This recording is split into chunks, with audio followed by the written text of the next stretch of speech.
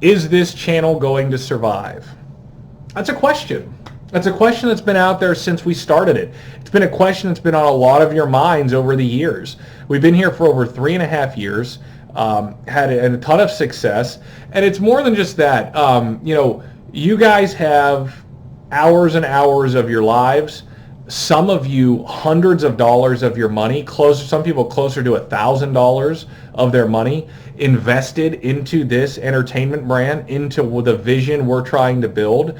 So it's a reasonable question that people would want to know, are you going to survive? And I understand, because over the years, specifically over the last year and a half or so, we have seen so many channels that are DID themed get whacked. How many channels have been terminated? I can tell you just within the last 2 months, the Bill Travis channel was gone. Within the last couple of weeks, the Bell Kravis channel was gone. I think that's the same person. It's like Bell Kravis, German for Bill Travis or something. They uploaded the same Major John's clips. So I have to assume it was the same person. Anyway, that's just recently. I mean, we know what happened over the last year and a half, and how many channels were gone.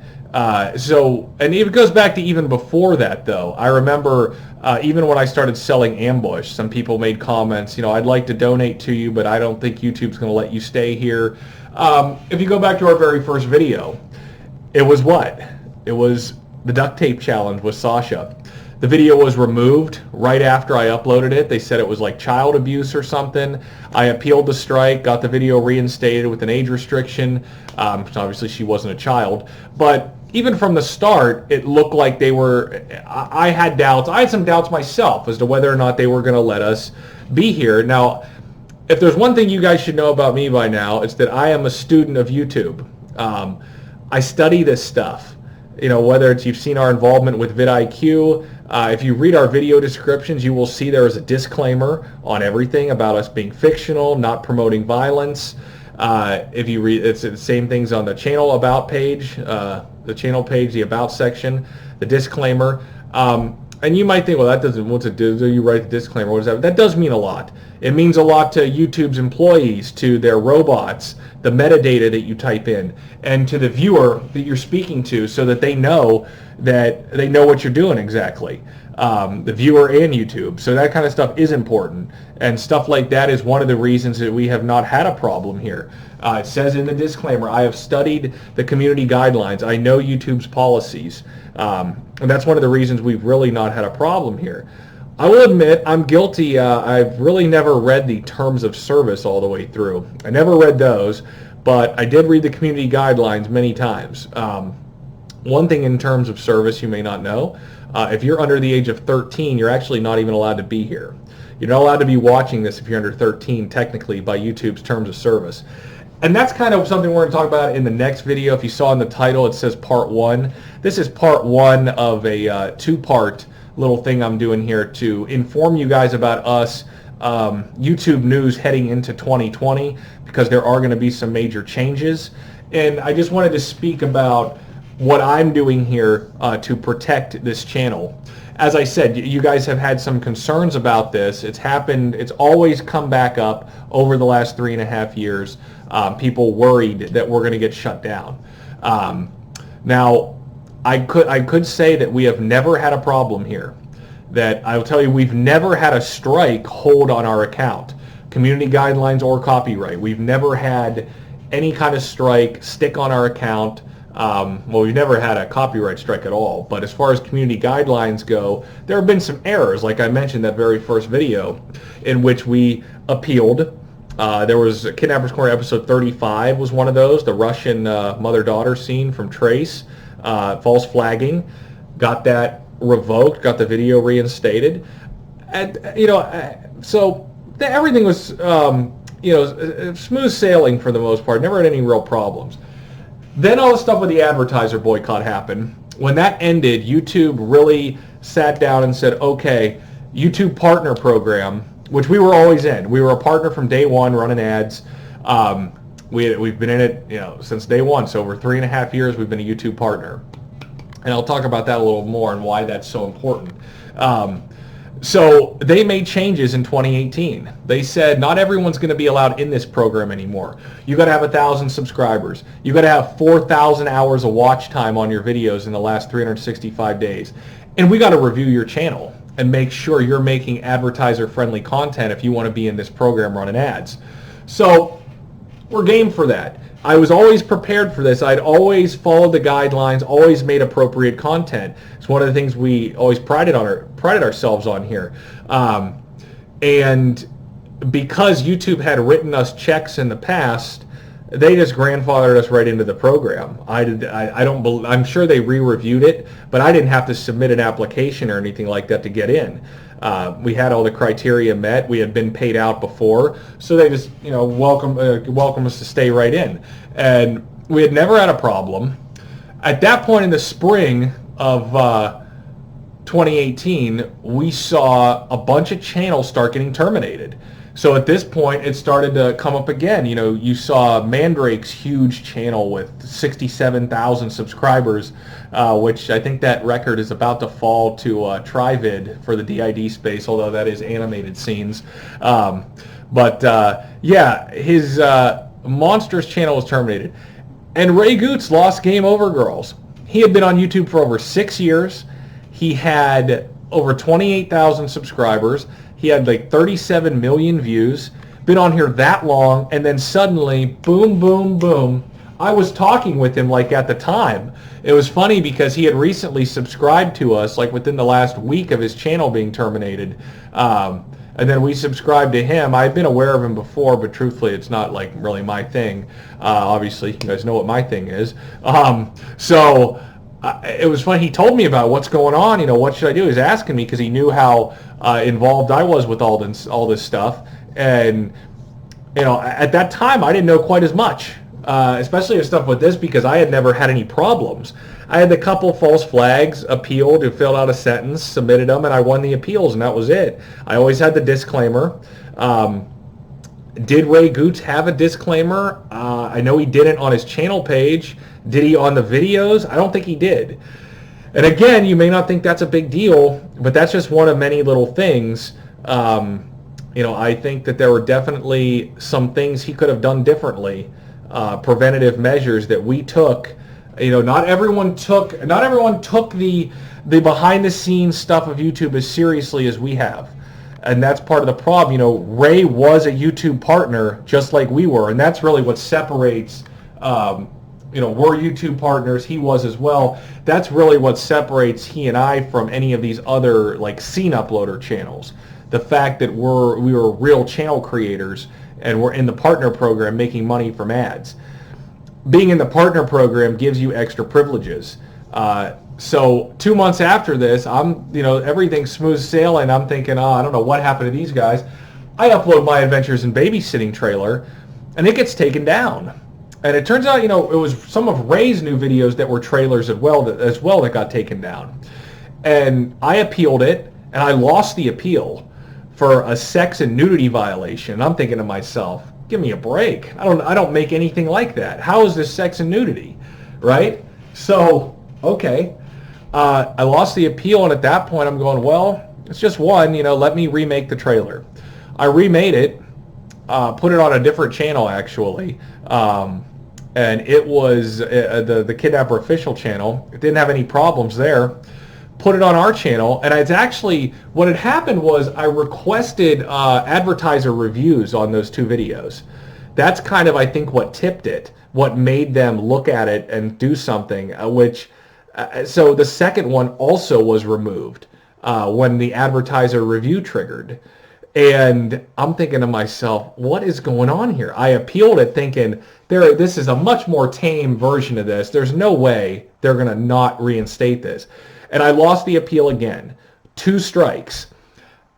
At this point, I'm panicking. I'm thinking, I'm going to lose this whole thing I built. Now, back then, we only had about, 6,000 subscribers. But we had been on there over 2 years, built a big fan base, a lot of paying customers. And I'm going, I can't believe what's going on here. What is this? I took maybe some extra, I started learning whatever I could about how can I contact YouTube? What's going on here? Because I got to reach somebody. Found out with partner support. And apparently back then, Ray did not know about this. I don't know why he didn't look into it. I didn't know about it to tell him. If you're a YouTube partner back in 2018, you could email YouTube partner support. So I emailed them. Got back a day or two later a cookie cutter response. Not a real helpful email. I emailed them again. A day or two later, I get another cookie cutter response. Looks like they're not going to help me. I'm thinking to myself, I'm screwed. 2 strikes. I don't know what's going to happen here. And then what ended up happening, I started using that Kidnapper official channel. Okay. Then all of a sudden, this private video sharing glitch happens. That's how I'm distributing our live action content to patrons, through private video sharing. Well, then this glitch happened and I couldn't share the videos with anybody. So at this point, I'm losing my distribution method of the content. I'm about to lose my channel. I'm getting the shit kicked out of me at all angles. I email partner support again to complain about the private video sharing because at this point I got nothing to lose. I just want to rip into them. It's bad enough you're stealing my channel. I wrote paragraphs to them. You're stealing my channel. You're removing my videos that aren't violating your policies. Now I can't share my videos with patrons. And it wasn't like just me. It was a glitch on the whole system. You couldn't plug in anyone's stuff into private videos, and people were losing it. People that were using that feature were very upset. It lasted for, I think, a couple weeks because it's not that high of a demand of feature, so they didn't really care that much. But I emailed them, complaining about this and sent them this whole laundry list of stuff. And then the trailer for part 2 of Adventures in Babysitting was age restricted, and that kind of felt like straight, kind of like 2.5 strikes at that point. Like there was no reason for that to be age restricted. I mean, at this point, we're getting railroaded here. That's what it feels like. I'm losing this channel. I'm losing everything. Again, I rant to the partner support via email, telling them, what are you guys doing to me? I've been nothing but a good, partner of yours for over 2 years now.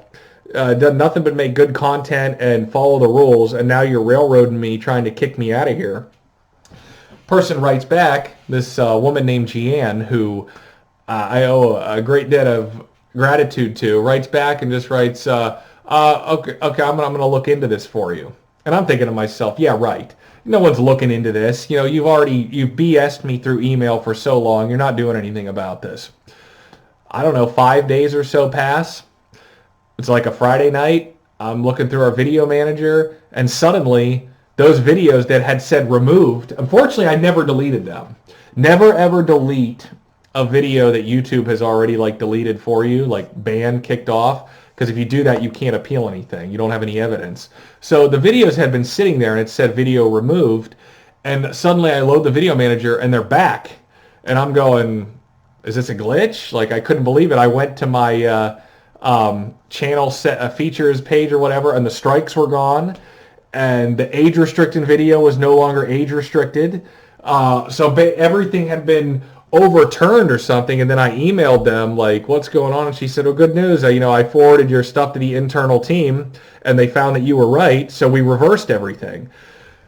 Mind you, when you appeal a strike or an age restriction and you lose, that's supposed to be it. There's supposed to be nothing else you can do.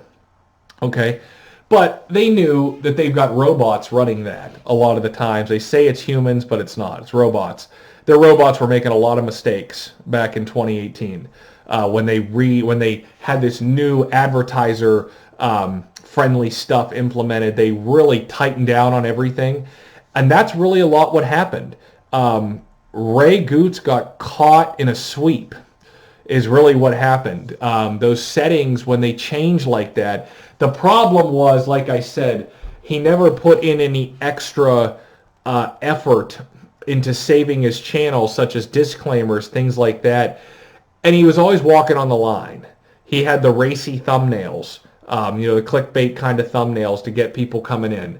And all that stuff combined, YouTube saw it and just said, just boom. And Ray apparently didn't know he could contact the partner support.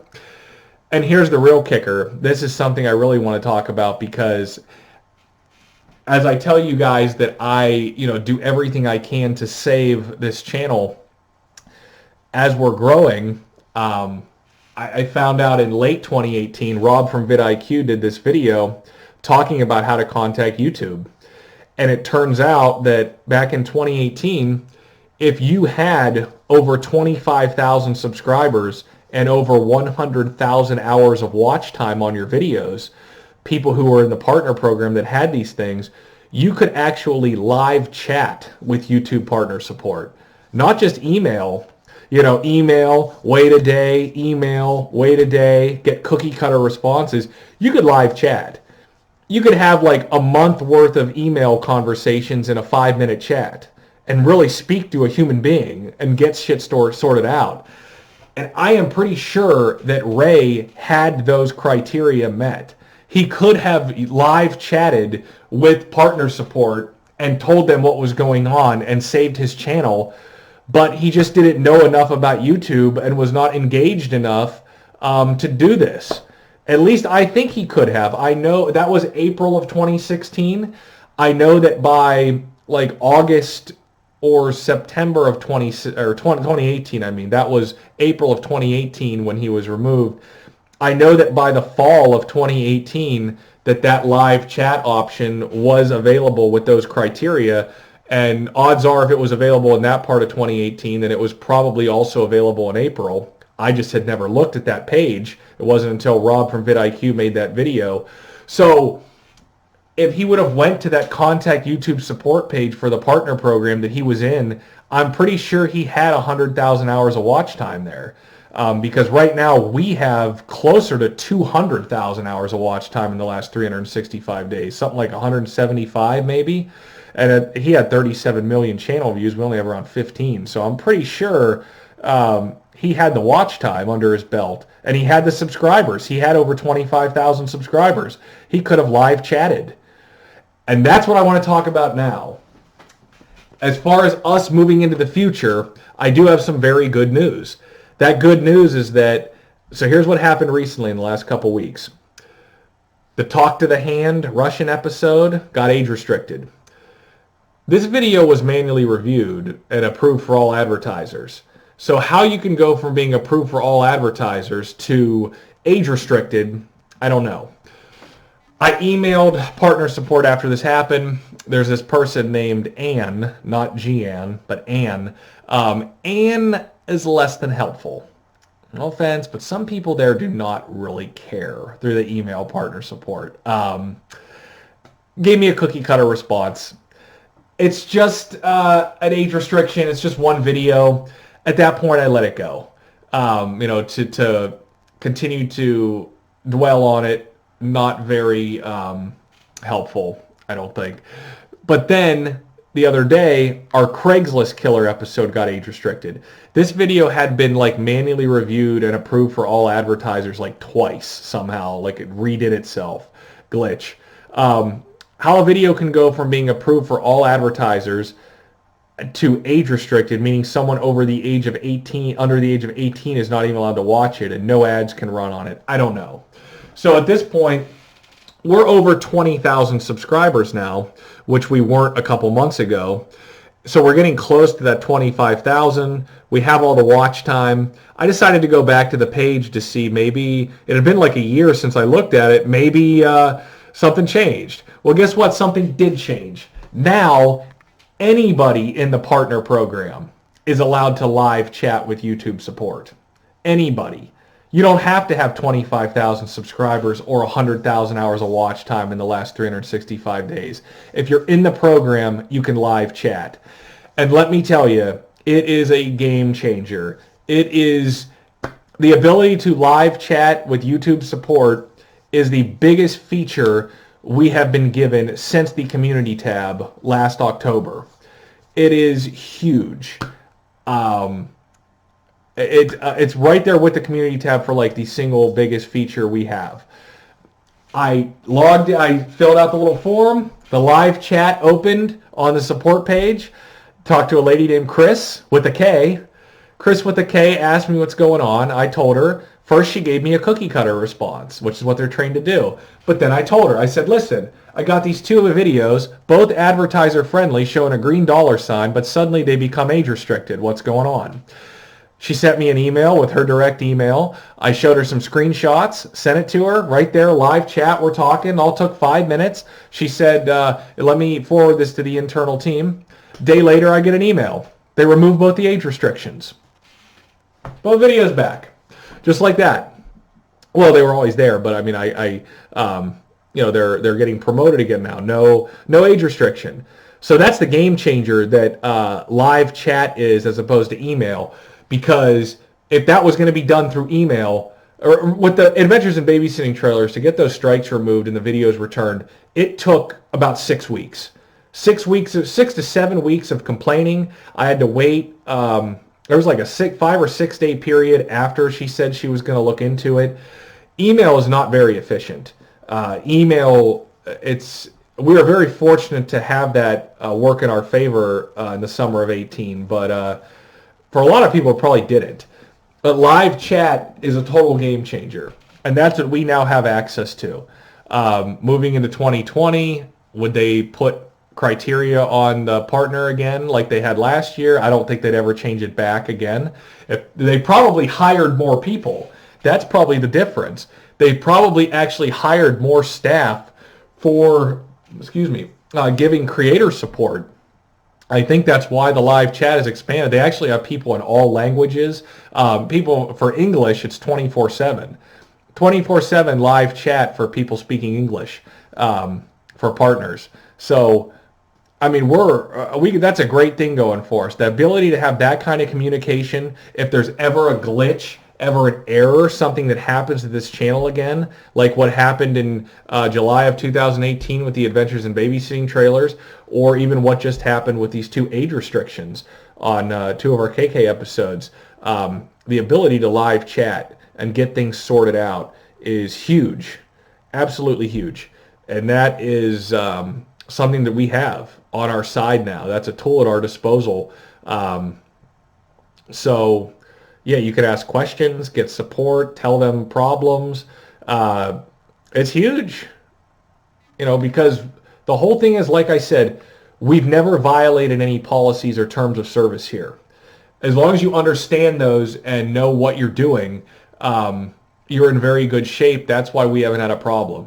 And being a partner is totally different than being a scene uploader. Those channels, those scene uploader channels, are not... they do not have that kind of a privilege. They're not considered to be, they're not partners. They're not real creators. So that's why these channels get terminated the way they do. And that's something I can speak about more in part 2 of this, because that there's a lot of changes coming to YouTube in 2020. I would imagine you're going to see a lot more of those channels, the ones that still remain. Right now, there are very few DID themed channels that have over 10,000 subscribers. There's only a couple that have over 20,000 subscribers, and we're one of them. Most of those channels have been terminated, and I would imagine by the end of 2020, they will probably all be gone. All these scene uploaders. Especially the factory, Mr. DID Central. He is not going to last for much longer, and that will be something we'll talk about in the next video as to why. Because big changes coming to YouTube in 2020. Very big changes. So, appreciate you guys sticking with us.